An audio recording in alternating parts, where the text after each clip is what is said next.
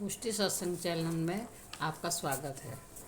श्रीनाथ जी की प्राकट वार्ता का रसपान करेंगे, है ना।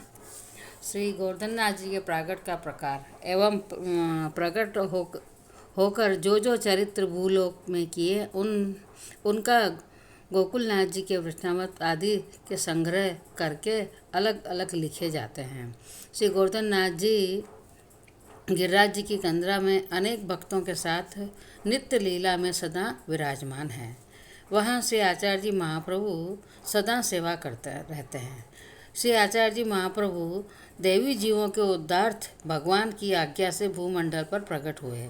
उस समय आपके सर्वस्व गोवर्धननाथ जी का भी अखिल लीला सामग्री के सहित ब्रज में प्रादुर्भाव हुआ। उसमें प्रमाण तथा दर्शन का महात्म गर्ग संहिता के खंड में इस प्रकार लिखा है।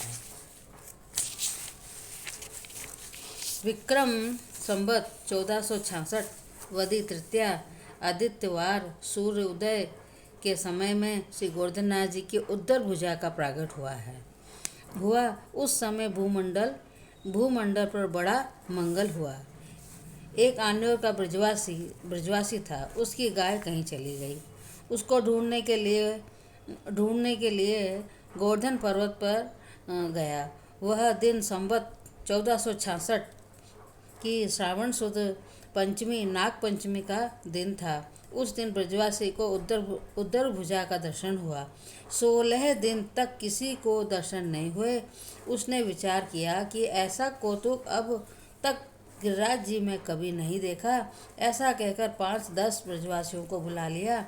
उसने भी उद्धर भुजा के दर्शन किए।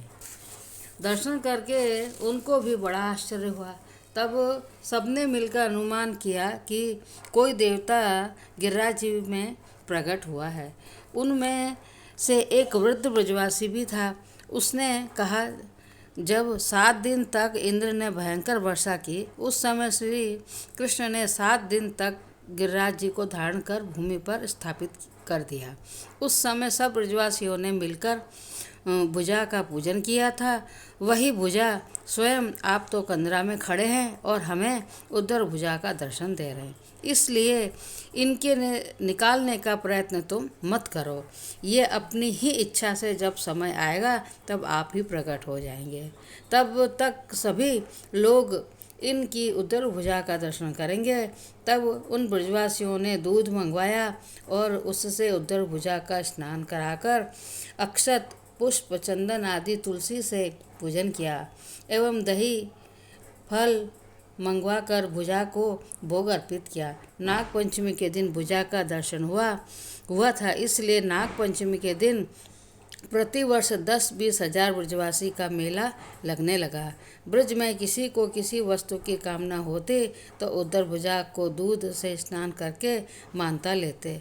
उससे उनकी कामना पूरी हो जाती। इससे संपूर्ण ब्रज में श्रीनाथ जी की भुजा की महिमा व्याप्त हो गई। किसी की गाय खो जाए, किसी के पुत्र न हो, किसी को शारीरिक बाधा हो, किसी की गाय के दूध की वृद्धि न हो, तो सब भुजा की मानता करते। उससे उनका कार्य सिद्ध हो जाता था। इस प्रकार के तो अनेक चरित्र हैं। उन सब को यदि लिखा जाए तो यहाँ बहुत विस्तार हो जाएगा।